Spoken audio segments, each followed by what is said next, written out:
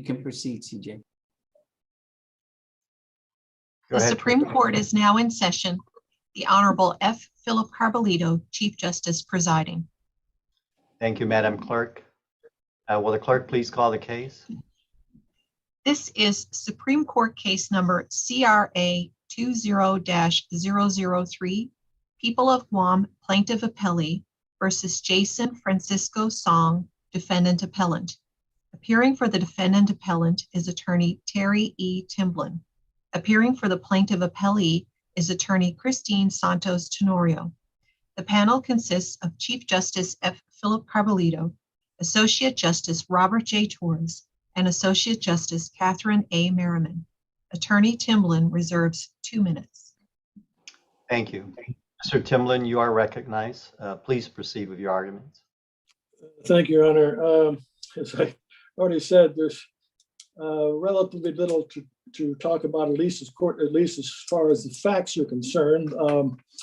The facts laid out in my brief and the facts laid out in Mr. Torres' brief, there's not much daylight between them. The issue is really how far can the concept of circumstantial evidence be taken before it becomes simple speculation?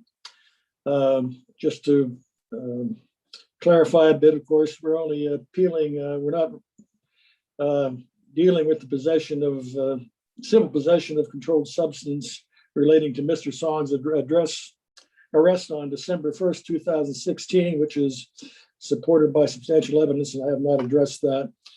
My concern is with the charges relating to the incident on November 2nd, 2016, delivery of a Schedule II controlled substance, and the lesser included offense, possession of Schedule II controlled substance. Unlike the usual methamphetamine case, which I think we've all seen a lot of, there was no plastic baggie with a crystalline substance ever recovered. There was no improvised glass pipe with the white or brown residue ever recovered. And there was no testimony from a crime lab technician that whatever was in this case, apparently a bong pipe, was methamphetamine. And the fact that we're dealing with a bong pipe is kind of odd in itself.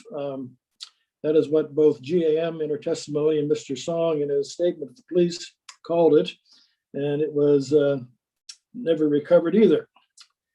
So, as I said, I have dealt with more methamphetamine cases than I can shake a stick at, and probably so has everybody else involved here.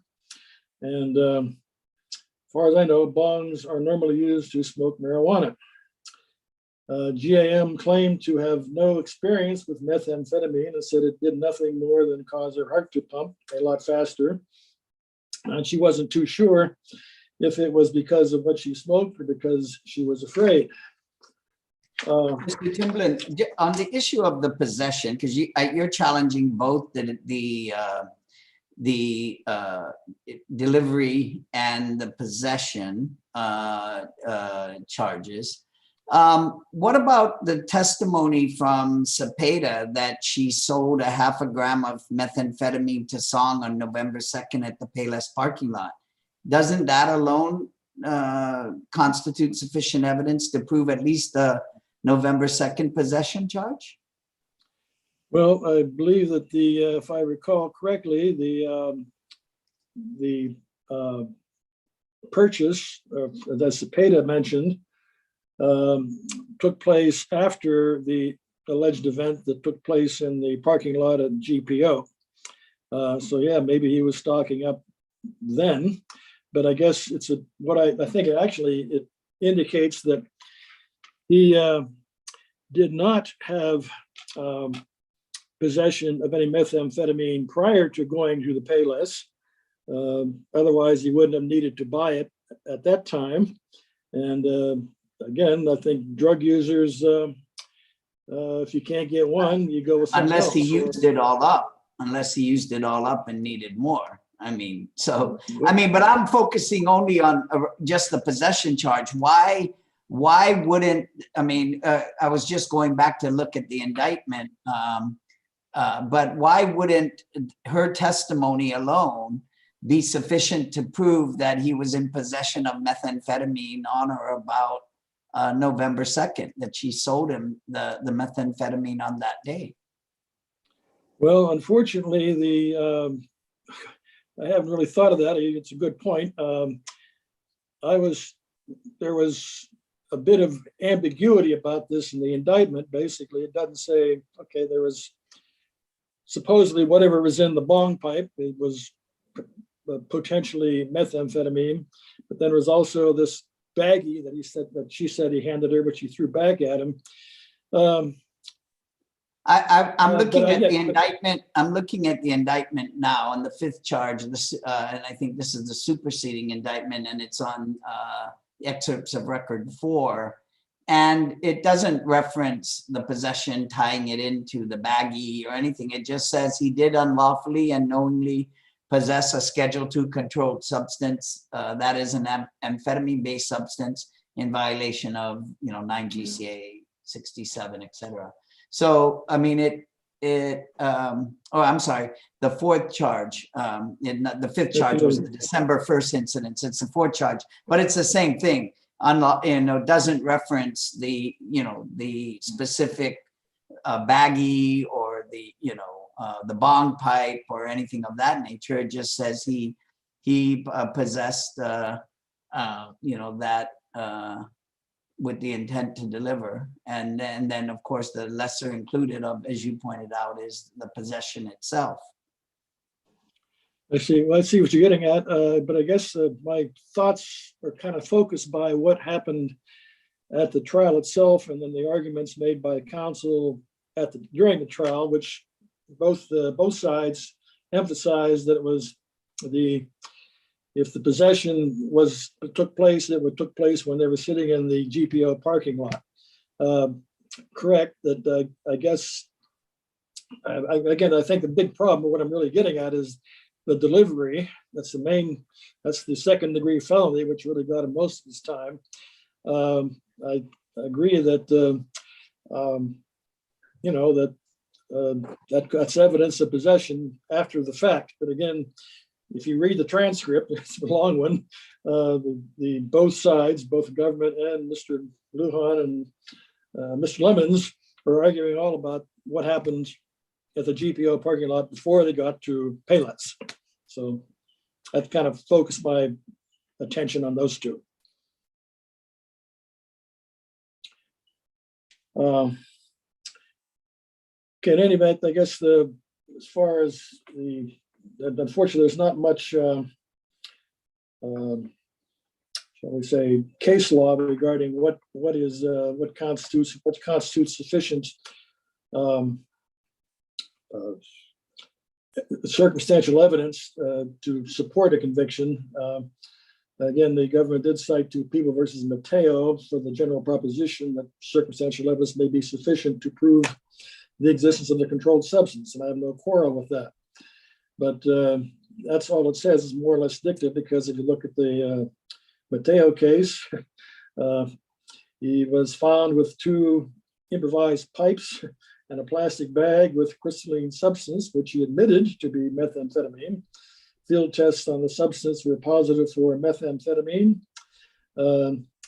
Testimony from a criminalist confirmed that the substance was methamphetamine. And as I pointed out, none of that happened here. Maybe this case might be Mr. Timblin, what about the argument of the people that Mr.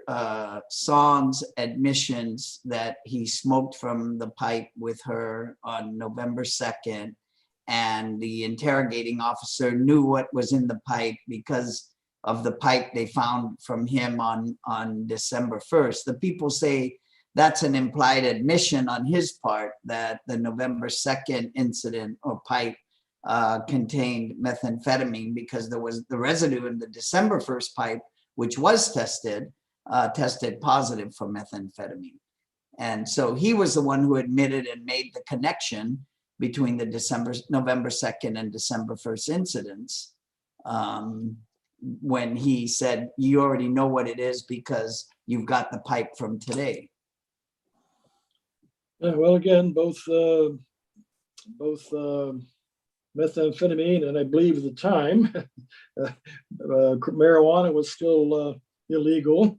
And again, I think again I'm kind of focusing on the bong here, but again that's where people normally smoke marijuana. But yeah, no, that's another factor which I can't deny exists.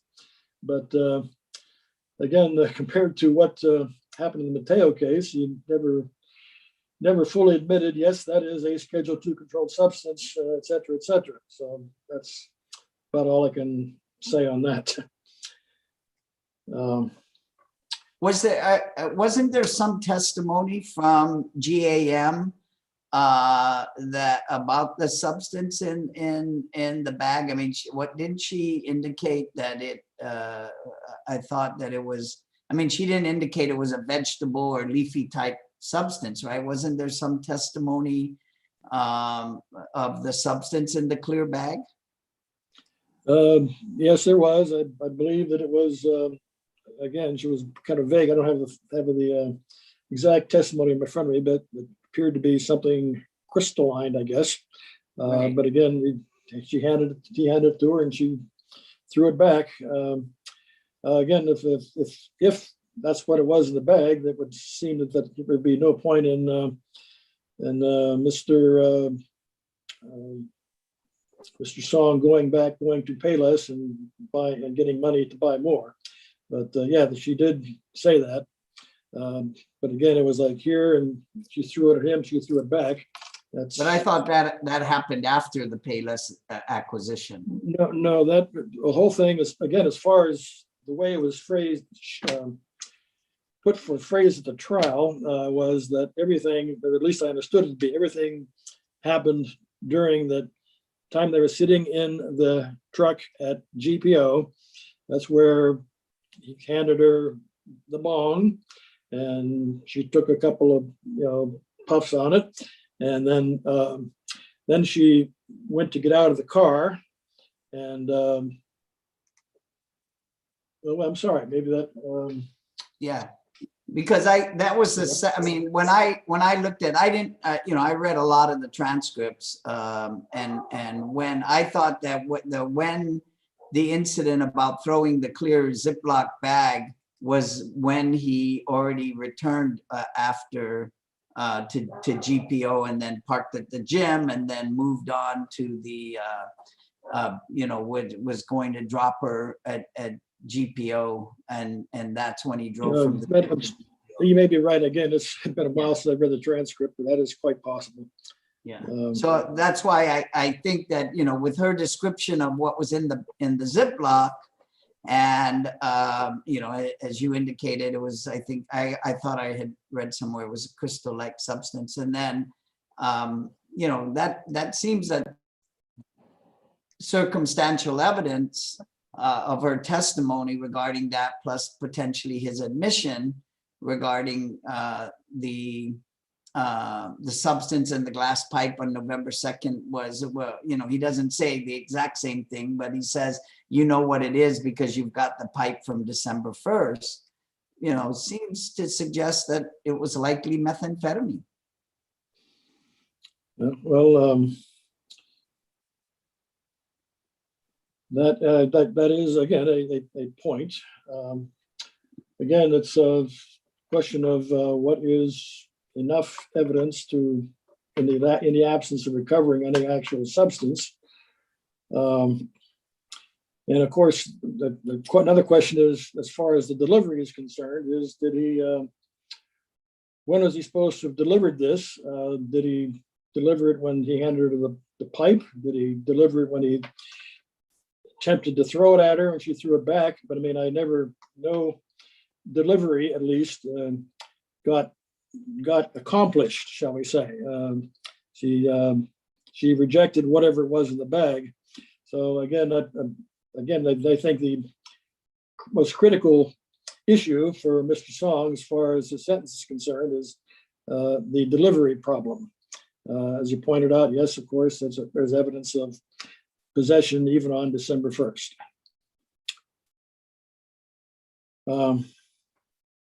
In any event, each case, on a case of circumstantial evidence, each case must be resolved on its specific facts, and there is no one size fits all. I would note that it's common, and I pulled this out of an old case I've done from another trial, that when it comes to circumstantial evidence, the jury normally gets this instruction, which says, also, if the circumstantial evidence as to any particular count is susceptible of two reasonable interpretations, one of which points to the defendant's guilt and the other to his innocence, you must adopt the interpretation which points to the defendant's innocence and reject the interpretation which points to his guilt. And I would suggest that when, even given the fact that the facts are construed in favor of the government on appeal, that's a kind of a good way to approach this. And I believe that the circumstantial evidence in this case points as much to the defendant's innocence as guilt, and we ask that the conviction for the third charge of delivery. I don't understand that, Mr. Timlin. What evidence, circumstantial evidence, points to the defendant's innocence? The fact that nothing that was ever recovered, nothing was ever tested, not even field tested. And the fact that it may sound cutesy about his saying, you know what it is, but it still doesn't amount to an admission that this was in fact methamphetamine. And I think there's at least some evidence, some indication that the use of a bong pipe shows more likely marijuana. But basically, it's the absence of evidence, which is what I'm getting at. All right, not that there's any affirmative evidence that points to innocence. No, just again, it's a question of government's got the burden of proof beyond a reasonable doubt, and I think the absence of evidence is just as meaningful as the evidence. Again, I was in the brief. I asked that both the delivery conviction and the lesser included possession be reversed, but again, as Justice Torres pointed out, I guess there is a fact that could be pointed out that there was possession on December 1st also. But again, the main concern is the delivery charge, which again, I think it would make quite a bit of difference. And if this is remanded, he's resentenced, I think this could have an effect in his favor. So that's all I have, unless you have any questions. You meant the November 2nd, not December 1st, because December 1st you're not appealing. Well, excuse me, I'm sorry, on November 1st, you're correct. Excuse me. November 2nd, but that's, I understand. November 2nd, yeah. I understand what you meant. Yeah. Anything else? That's all I have, was just questions. Thank you, Mr. Timlin. If there's no questions for Mr. Timlin, I'll recognize Assistant Attorney General Tenorio. You may proceed. Mr. Chief Justice, and may it please the court. There was sufficient evidence of this case for the convictions of delivery of a Schedule II controlled substance, as well as possession of a Schedule II controlled substance on the November 2nd, 2016 date. While the defendant does not appeal the conviction for December 2nd, that becomes relevant, or December 1st, 2016, that becomes relevant when considering the cumulative circumstantial evidence that the substance on November 2nd was methamphetamine. In People v. Mateo, this court ruled that there may be cumulative circumstantial evidence to identify the substance in question. In People v. Mateo, there was a presumptive positive test and the defendant's admission that the substance was ice, as well as the 2 ice pipes found. The reason why this is similar to this case is while the defendant in this case did not explicitly say that it was ice, he did acknowledge that the arresting officer knew what the substance was based on the substance found in the December 1st, 2016 pipe. And again, the Mr. Song actually told the officers that you know what it is when asked about the stash. And the stash is what is described as, Ms. Cepeda described as a half gram of methamphetamine that she sold to the defendant on November 2nd, 2016 in the Payless parking lot. Mr. Norio, I know that you pointed out in your brief that we have not adopted the corpus delicti doctrine. And I think I just wanted to say that at this argument. But why would the trustworthiness of, that kind of, as Mr. Timlin says, almost a flippant off the cuff statement, when we're examining that for trustworthiness, especially when you're looking at the reliability over a defendant's confession, is, satisfy, that issue here, because there is no independent evidence of the crystal methamphetamine for the November 2nd events, right? As far as testing, there is no independent evidence of any testing, and there is the actual corpus delicti in the context of whether the government needs to admit the actual substance in question. I will get to, because I did find the case law that California uses saying that we don't have to actually have independent evidence, that we don't have to produce the substance, especially in cases where the substance is consumed. And I did cite that case law. As far as the trustworthiness, that actually goes to credibility, which is for the trier of fact. So in this case, because we're already post-judgment, the jurors have decided that his admissions were trustworthy and it was within their right to do so. And it's not for the reviewing court to assess the credibility of the implied admissions at the time. So again, as far as the corpus delicti, the government did not have to produce the narcotic or the substance as Mr. Timlin alleges, we should have done, because there was no testing done of the November 2nd substance. But that's why the testing of the December 1st substance is relevant, because there we did have presumptive positive test for methamphetamine, and then an actual conclusive positive test for methamphetamine, hydrochloride, and methamphetamine using the criminal lab testing. So again, I think that coupled with the defendant's implied admissions that he did, and he actually explicitly admitted, I do want to clarify, that he smoked out of a pipe with GAM. He admitted that. So that was an explicit admission. And then you take that and you couple it with GAM's testimony that the liquid in the pipe she smoked was a clear liquid substance. And then under Officer Santos testified how liquid methamphetamine vaporizes when it's lit up.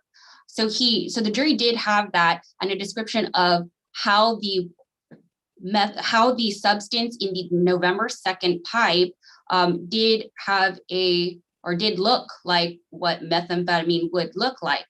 And then GAM testified the effect that it had on her, as far as it made her heart beat faster. And it was attacked below that, well, that could have just been because she was nervous. But again, that's for the trier of fact to decide which interpretation to conclude. And if they concluded that she did experience this effect of having her heart beat faster, and then Ms. Cepeda testified that she was fidgeting in the Payless parking lot, all of those things are cumulative circumstantial evidence that the pipe was filled with methamphetamine. Now, Mr. Timlin makes the argument, well, there was sufficient evidence that maybe it was marijuana instead of methamphetamine, because she said bong-like pipe. But again, the triers of fact are able to assess this girl is 16 at the time, so it's what a 16-year-old perceives as a bong type, and there was no evidence that it was methamphetamine or a leafy substance. But this is when Mr. Song's admission comes in, because he doesn't say we smoked out of a bong. He says the pipe is similar to the pipe that you just caught me with, except that the November 2nd pipe broke. And that's why I'm using the December 1st pipe.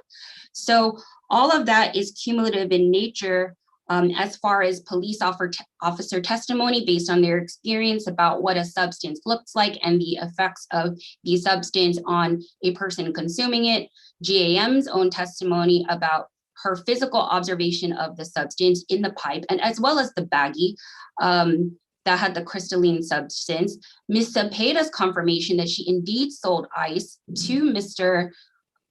Song on that November 2nd. All of this is cumulative circumstantial evidence. The people did not have to produce the actual substance, which makes sense, because if we always needed to produce a substance, in most cases, the substance is already consumed. So that's why the circumstantial evidence as far as drug use, this is the position that I think the court should adopt as far as the government not being required to produce the substance. And so based on all of the evidence put forward, the people believe that there was sufficient evidence to convict the defendant of the November 2nd charges as related to delivery of a Schedule II controlled substance to a minor. The delivery is that she smoked it. He admitted that he smoked it with her. We have the circumstantial evidence of what they did smoke. And so for those reasons, the people ask this court to affirm Mr. Song's convictions of delivery of a Schedule II controlled substance, possession, and the 2 counts of possession of a Schedule II controlled substance. Ms. Tenorio, the standard of proof in a criminal case, as you well know, is beyond a reasonable doubt. And if let's call her the victim in this case, said her heart could have been beating faster because she was nervous and scared, does that give us sufficient evidence of confirming that she did indeed smoke meth? I'm just really troubled by her own description of what happened to her. Understood, Your Honor. I think that it does give the jury a sufficient basis to assess whether that was the case, coupled with the observation that she was fidgeting. So, and it may have been very well that the jurors decided that it was both, that the substance made her heart beat faster and she was nervous, because originally this was charged as in the context of a sexual assault. So I think that, coupled with the physical observations of her behavior and her demeanor, is sufficient evidence that was what was ingested for purposes of the delivery of the Schedule II controlled substance. But at the point the smoking occurred, there hadn't been any sexual assault yet, right? Correct. And that's why, well, those charges were acquitted, but that's why it was in the circumstances of committing another felony, but he did get acquitted of that charge, as far as the sexual assault goes. But in terms of the facts were that he gave her the pipe, they smoked it or whatever, and the sexual assault didn't occur till after that. That is correct, Your Honor. Thank you. Thank you. All right, Mr. Timlin, you've reserved some time. You may conclude. Thank you, Your Honor. Notwithstanding the general rule that the evidence appeal must be construed in the light most favorable to the government, it is not unusual that appellate courts will reverse convictions for lack of sufficient evidence. Again, this court probably doesn't seem to have had the opportunity to really kind of refine the notion of what constitutes sufficient circumstantial evidence. Again, the Mateo case tells us nothing. So again, it's just one of those things. It's a case by case, fact by fact situation. And I do believe that, again, in my opinion, that the circumstantial evidence in this case doesn't really cut it. And I have to leave it at that. All right. Thank you, Mr. Timlin. Thank you, counsels. This concludes our oral arguments, and thank you for your time and your arguments this morning. The court will take the matter under advisement, and we now stand adjourned.